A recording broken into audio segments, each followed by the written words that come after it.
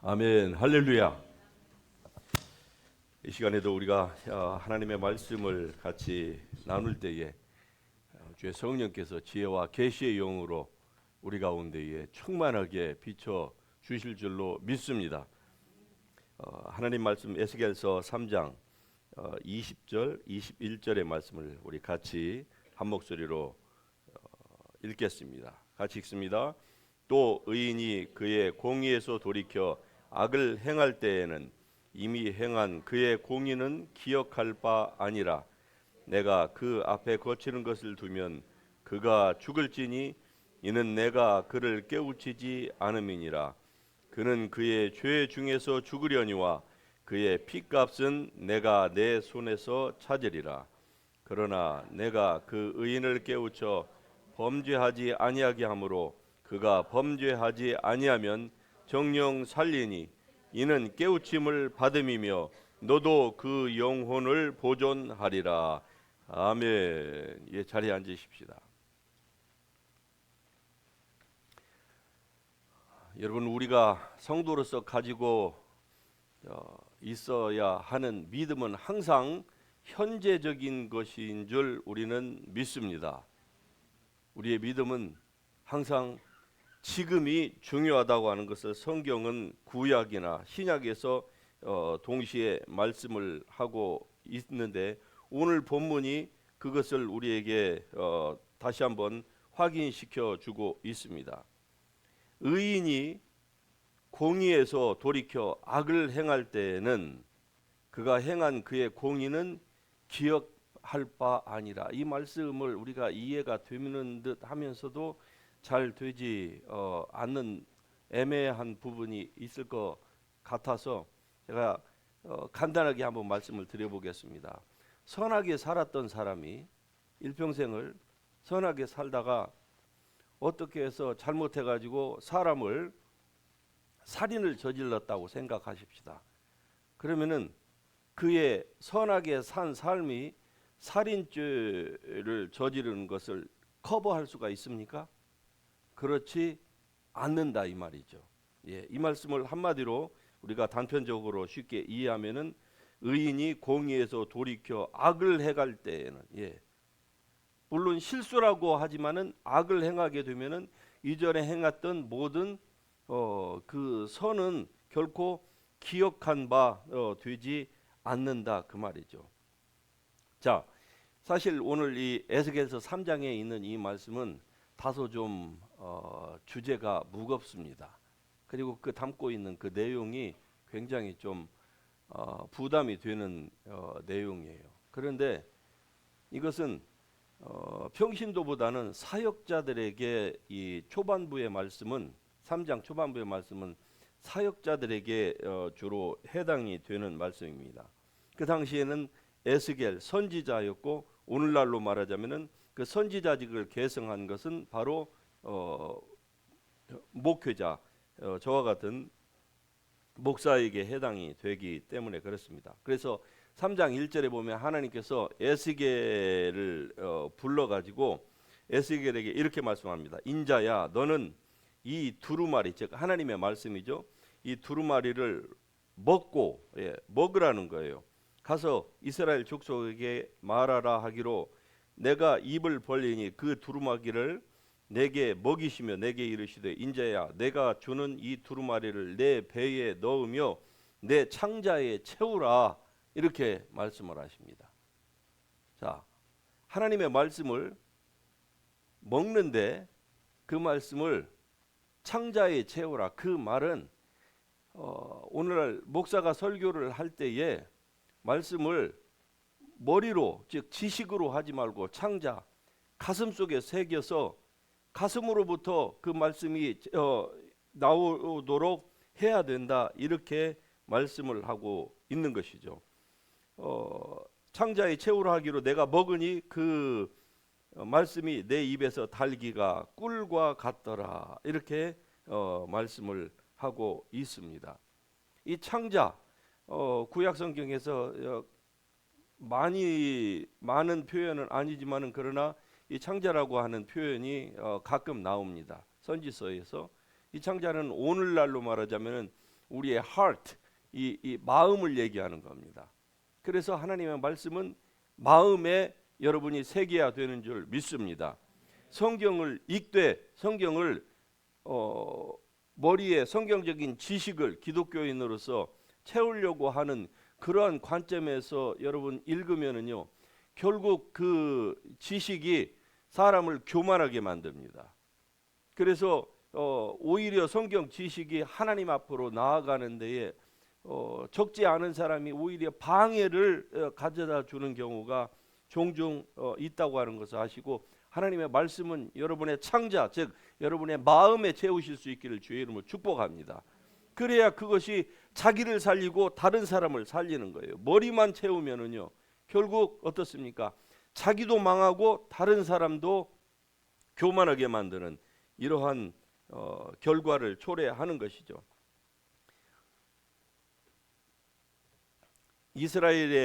이스라엘이라고 하는 그 나라가 망했습니다. 그런데 예레미야서는 이 하나님의 이 종 예레미야가 예루살렘에, 즉 유다에 남아 있는 그 백성들에게 하나님의 말씀을 전하는 게 예레미야서의 주 그 무대입니다. 그런데 에스겔서는 똑같이 이스라엘이 망했어요. 유다가 북쪽 이스라엘은 136년 전에 이미 망했고, 그런데 이 에스겔 선지자는 바벨론으로 끌려간 그 포로들 가운데서 하나님의 말씀을 선포하고 있습니다. 그러니까 대상은 다 같아요. 유다 백성인데 하나는 포로에 잡혀가 있는, 에스겔 선지자도 같이 잡혀갔죠. 거기에서 이 하나님의 말씀을 전하고 있는 것이 바로 이 에스겔서인데, 여러분 하나님은 전지전능하신 분이신 줄 우리는 믿습니다. 그 하나님께서 에스겔을 그 포로로 잡혀간 이스라엘 백성들 그 바벨론에 가서 그들에게 전했을 때에 그들이 듣지 않을 것이라는 것을 하나님께서 아셨을까요? 모르셨을까요? 분명히 하나님은 아셨을 것입니다. 여러분과 제가 예수님을 6,000년 후에 믿게 될 것이라는 것을 하나님께서 하나님의 그 선지식, 예비 지식으로 하나님이 아셔서 누군가를 통해서 복음을 우리에게 전해 주셨고, 우리가 그 결과로 구원을 받은 줄 믿습니다. 이게 하나님의 전지하심이에요. 자, 바벨론에 끌려간 그 백성들이 그 정도 되면은 하나님의 무슨 말씀이라고 해도 그들이 다 들어야 되는 것이 마땅한 것이 아니겠습니까? 이사야서에 보면은 더 이상 그들이 맞을 데가 없다고 했어요. 얼마나 이 고통과 환난과 이걸 당했는지, 더 이상 온 몸에 하나님이 보실 때 때릴 데가 없는데도 불구하고 그들이 하나님 말씀을 안 듣는다는 거예요. 이걸 아셨던 하나님이 그럼에도 불구하고 선지자를 그 땅 가운데에 보내십니다. 그리고 그들에게 하나님이 다시 한번 또 말씀을 주시는 거예요. 돌아서라. 다 망한 것 같지만은 그러나 지금이라도 돌아서면은 살 길이 있다. 하나님은 여러분과 제가 완악함을 아시고, 어떤 때는 하나님의 말씀이 주어졌을 때 그것을 반대로 듣고서 반대 방향으로 향하는 우리를 아시면서도 하나님은 우리에게 다시 한번 기회를 또 주시는 것입니다. 이게 하나님의 자비하심이에요. 그 하나님의 이 사랑과 우리를 향하신 그 긍휼과 그 인애는 우리가 무엇으로 여러분 이해할 수가 있겠습니까? 여러분이 하나님이라면, 아니 제가 하나님이라면 절대로 안 그렇습니다. 이미 아시는데, 전해봤자 듣지 않을 거라는 것을 아는데 뭐하러 하나님의 마음만 더 상하고 또 하나님께서 택한 그 하나님의 사자들만 더 곤란하게 만든단 말입니까? 그럼에도 불구하고 하나님은 에스겔을 그 땅 그 백성 가운데에 보내셔서 다시 한번 말씀을 하고 있는 것입니다. 참으로 놀라우신 하나님의 은혜가 아닐 수가 없는 것이에요. 여러분, 그 하나님의 말씀을 들을 때에 우리의 마음을 절대로 완악하게 해서는 안 될 줄로 믿습니다. 3장 11절에 보면 이렇게 말씀합니다. 너는 그들이 듣든지 아니 듣든지 그들에게 고하여 이르기를 주 여호와의 말씀이 이러하시다 하라. 듣든지 아니 듣든지. 아니, 안 들을 줄 주님은 이미 아셨습니다. 여호와 하나님은요. 그런데 듣든지 아니 듣든지 너는 그들에게 주 여호와의 말씀이 이러이러하다 하라. 이렇게 말씀을 하시는 거예요. 다시 말씀드리면은 이 말씀은요, 에스겔을 그 목이 곧고 마음이 완악하고 교만하고 금방 지금 다 죽어가는에도 불구하고 절대로 회개하지 아니하는 그 백성들에게 보내기 이전에 하나님께서 에스겔을 지금 위로하는 것입니다. 듣든지 아니 듣든지. 예. 아니 네가 가면은 분명히 안 들을 것이다 이렇게 말씀하지 않고 듣든지 아니 듣든지, 즉 먼저 당신의 사랑하는 종에게 먼저 위로를 지금 전하는 거예요. 먼저 세우는 거예요. 그리고 네가 가서 이 말을 전해주면은 좋겠다. 여러분, 하나님은요, 당신의 메신저라고 할지라도 로봇처럼 하나님께서 강제하지 않으십니다. 권고하시는 거예요. 구약 시대나 지금이나 듣지 않으면은요, 요나와 같은 그러한 과정을 거치는 거예요. 그래서 우리가 흔히 우스갯소리로 요나라고 그러잖아요. 예. 말 안 듣는 게 요나. 고칠 필요가 없음에도 불구하고 그런 과정을 밟는 것은, 그것은 우리가 완악하기 때문에 그래요. 먼저 에스겔에게 듣든지 아니 듣든지 주 여호와의 말씀이 이러하시다고 네가 가서 전해라. 왜? 말씀을 전하려고 하는 선지자가 당황하거나 두려워한다거나 만일 그렇게 하면은요, 이 두려워하는 것 때문에 하나님께서 전하라고 하는 그 하나님의 말씀을 제대로 전할 수가 없는 거예요. 그러니까 하나님의 그 뜻이 제한을 받게 됩니다. 사람 때문에. 바로 여기에 이제 말씀을 전하는 특별히 이 목회자들, 설교자들의 이 어려움이 여기에 있습니다. 힘들고 어려운 시기에 교회에 도적이 들어와서 교회를 죽이고 그리고 멸망시키고 도둑질해 가려고 하는 것을 이 목회자가 봅니다. 봄에도 불구하고 저것을 우리에게 지금 다가오는 저것이 늑대다, 일이다, 도적이다, 저 우리를 삼키려고 하는 저 나쁜 저 사자다. 그러므로 우리가 방비를 해야 된다. 자, 똘똘 하나로 뭉치자. 그리고 우리의 하나님을 향한 이 예배를 절대로 포기하지 말자. 저들이 권력을 가졌다 하지만은 그러나 우리는 더 높으신 하나님의 그 은혜와 능력을 받은 자들이다. 그러므로 목숨을 두려워하지 말고 우리가 힘써 대항하자. 주 여호와의 이름으로, 주 예수의 이름으로 대항하자. 이렇게 얘기를 해야 되는 거예요. 그러는데 목회자가 두려우면은요, 그 말을 못 하는 거예요. 이리가 오는데도 교회를 문 닫으라고 하는데도 아니 이것은 우리의 그냥 복리를 위해서 하는 것이니까 그냥 다른 사람들을 배려하는 차원에서 우리가 교회가 먼저 솔선수범해서 다 문을 닫자 이렇게 얘기를 하는 것이죠. 두려우니까.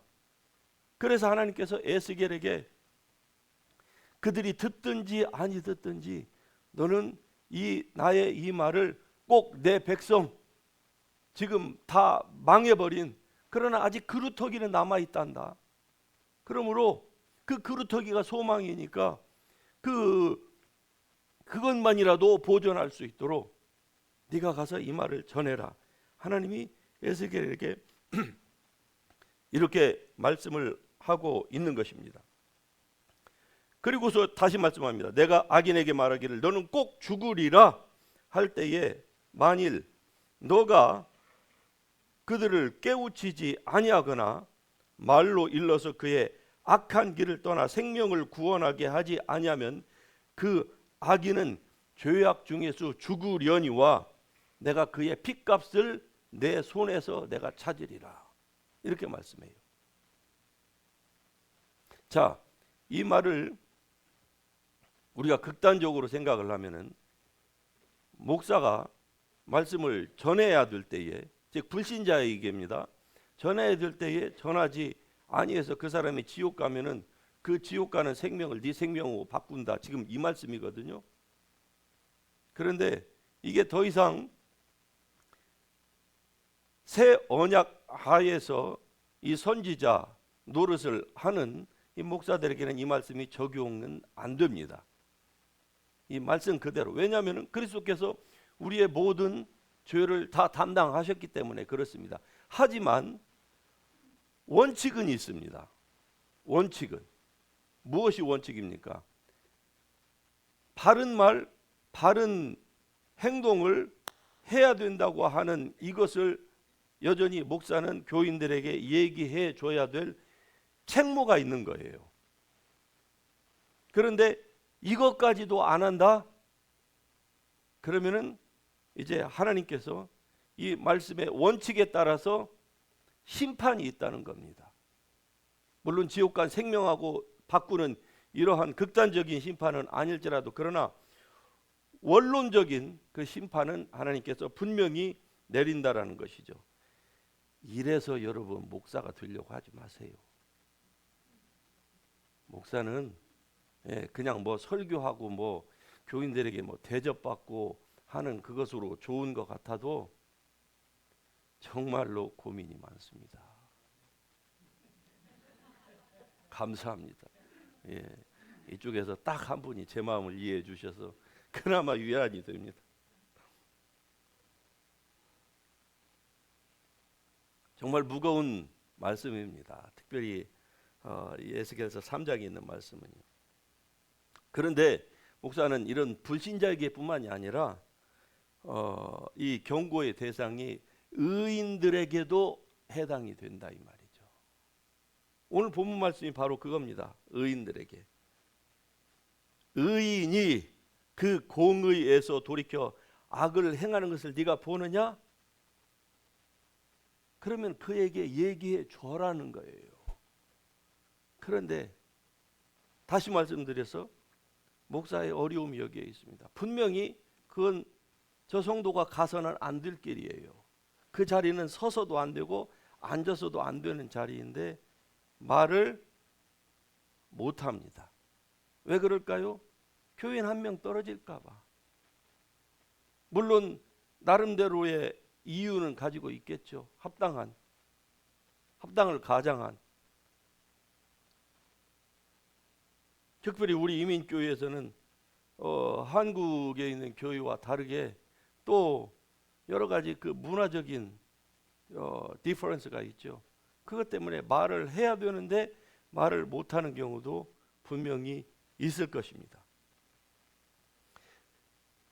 넌 크리스천은 넌 크리스천대로, 대상이 크리스천이라고 하면 크리스천대로 정말로 해줘야 될 말들이 있는 거예요. 자, 이것을 우리가 좀 더 범위를 좁혀서 지금까지는 이 말씀으로 이 프리처에게 적용을 했다고 하면 이제 여러분에게 적용을 해서 오늘 본문 이 제목이 의미하는 것처럼 신앙은 바로 항상 현재적이어야만 합니다. 이 말씀이 바로 그거예요. 과거에 아무리 좋은 신앙생활을 했다 할지라도 지금 믿음 생활을 제대로 하지 아니하면은요, 과거의 모든 신앙생활은요 기억한 바 되지가 않는다는 거예요. 제 말이 아니고 하나님의 말씀입니다. 그런데 이게 세상에서와는 좀 다른 양상이 다릅니다. 무슨 말씀인고 하니, 세상에서는요 노년에 편안하게 살기 위해서 젊을 때 어떻습니까? 열심히 일하죠. 그리고서 많은 세이빙을 해 둡니다. 그러면은 나중에 노년에는 아무 일도 안 해도 어때요? 편안하게 먹고 살 수가 있는 것이죠. 돌아가실 때까지. 그러나 이 원칙이 영적인 세계에서는 통하지가 않습니다. 할렐루야 하십시다. 예. 놀렐루야 하시면 안 되는 거예요. 영적인 세계에서는 이게 해당이 되는 겁니다. 세상 것이 여기에 해당되지 않아요. 바로 영적인 우리의 신앙생활은요 항상 현재적이어야 된다고 하는 것이 바로 이러한 의미입니다. 왜냐하면은 우리의 신앙은요 마치 자전거를 타는 것과 똑같기 때문에 그렇습니다. 어떤 사람들은 이것을 하늘에 비행기가 날아가는 것과 비교를 하기도 합니다.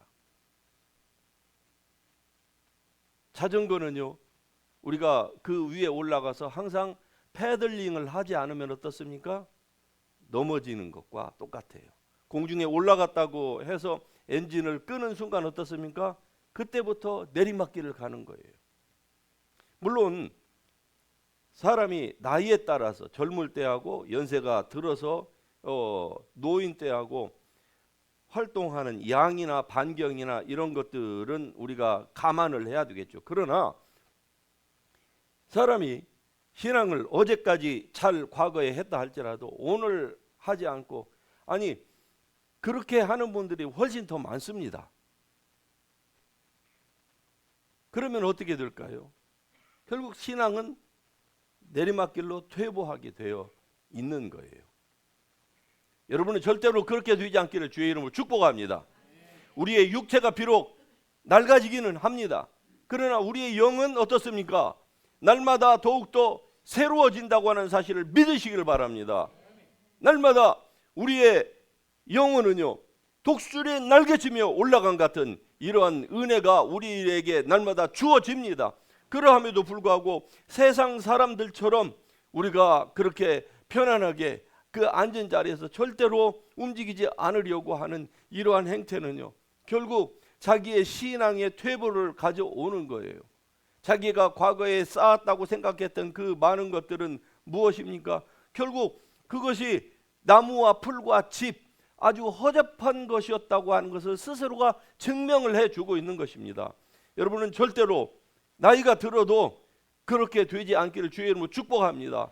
날마다 시간이 지나면 지날수록 더욱더 하나님의 말씀을 붙잡고 기도하고, 내가 뭐 아무것도 할 일이 없다 그러면 할 일을 찾아서 주님 앞에 할 일을 달라고 그렇게 구할 수 있는 여러분이 될 수 있기를 주의 이름으로 축복합니다.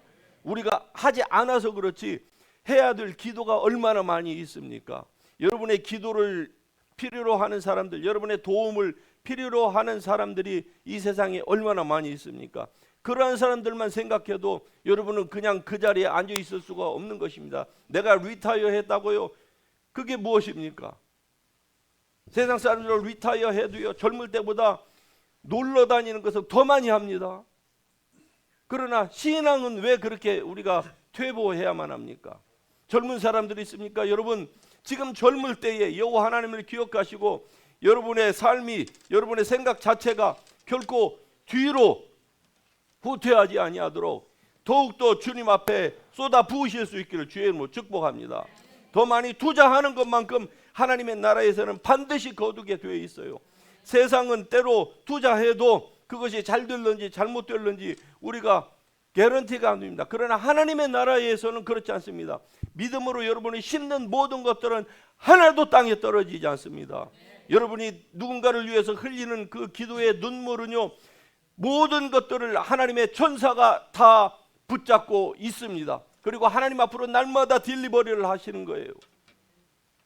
이러한 사실을 안다고 하면 우리는 결코 뒤로 물러가서 멸망에 이르는 자가 되지 아니할 것입니다. 여러분 모두가 그런 사람이 될 수 있기를 주의 이름으로 축복합니다. 신앙은 결국 현재적인 것입니다. 어제는 지나갔고 내일은 우리 앞에 아직 오지 않았습니다. 그러므로 Now is the time for God's favor. 할렐루야. Now is the day of salvation. 할렐루야. 아멘. Right now. 지금이 중요합니다. 그래서 이 시간에도 우리가 하나님 앞에 기도함으로 나아갈 때, 하나님, 저의 2024년의 신앙은 항상 현재적이게 하옵소서. 내가 항상 주님께만 나의 모든 시선을 고정하고, 그리고 주께만 나의 모든 마음을 드리고 나의 사랑을 드리고 헌신을 드리는 그런 한 해가 되게 하옵소서. 주의 은혜로 충만케 하옵소서. 할렐루야. 우리가 이렇게 기도하면서 주님 앞으로 나아가십시다. 다 같이 일어나셔서 찬양하십시다.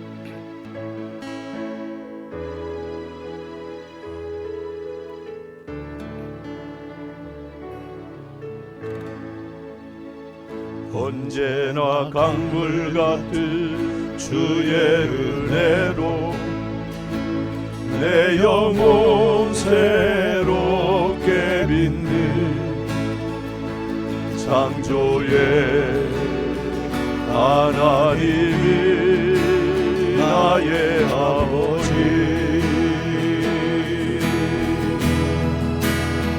지치고 상한 마음 삼해 주시고 품 안에 안아 주시는 위로의 하나님이 나의 아버지,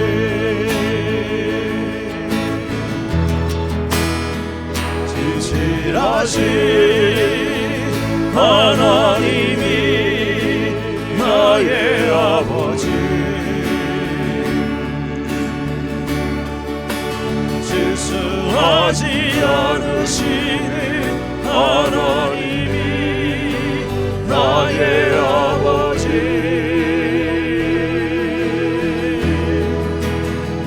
복 주시고 지키시며 은혜와 평강이 베푸시는 축복의 하나님이 나의 아버지,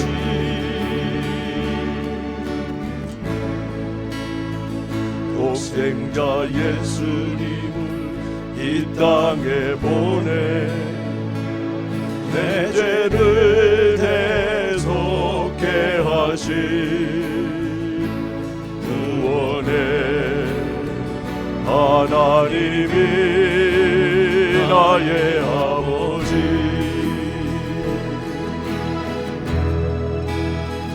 절망의 순간마다 찾아오셔서 능력의 손으로 일하신 기적의 하나님이 나의 아버지. 2절 다시 한번 하십니다. 독생자 예수님을 이 땅에 보내 내 죄를 대속케 하신 구원의 하나님이 나의 아버지, 절망의 순간마다 찾아오셔서 능력의 손으로 일하신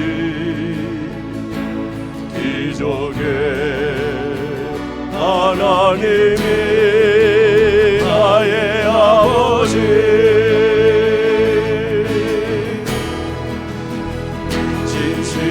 진실하신 하나님이 나의 아버지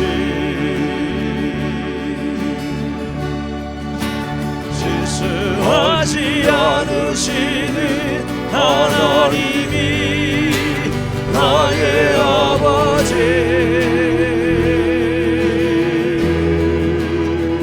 복 주시고 지키시며 은혜와 평강을 베푸시는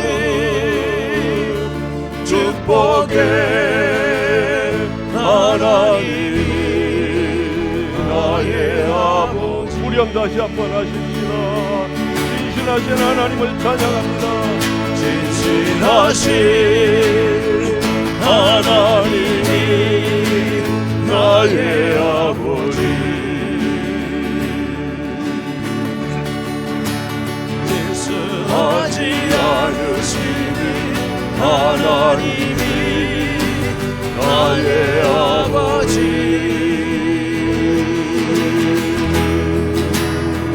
복 주시고 지키시며 은혜와 평강을 베푸시는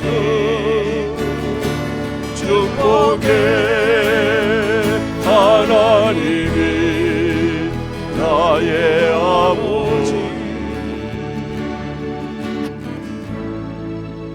그렇습니다. 여러분, 하나님은 날마다 우리에게 은혜를 베푸시고 복 주시기를 원하시는 참으로 좋으신 하나님이십니다. 우리가 절망의 순간에 직면한다 할지라도 하나님은 우리를 일으켜 세워주시기를 원하고 우리에게 힘을 주시는 좋으신 하나님이십니다. 어제 혹시 여러분이 실패하셨습니까? 혹시 여러분이 넘어지셨습니까? 이 시간에 우리 주님을 붙잡고 다시 한번 일어날 수 있기를 주님의 이름으로 축복합니다. 작년에 혹시 여러분이 실패하셨습니까? 이제 옛것은 지나가고 여러분은 새것이 되었습니다. 새로운 이 해에는 오직 하나님의 사람으로 거듭나기를 여러분이 간절히 소망하신다고 하면은 하나님께서 여러분에게 어나더 찬스를 또 주실 줄로 믿습니다. 이러한 하나님의 은혜가 결코 헛되지 않기 위하여서 여러분과 제가 우리의 의지를 담고 마음을 다하고 뜻을 다하고 성품을 다하여서 주님 앞에 우리의 마음을 쏟아놓고 헌신하는 시간이 필요합니다.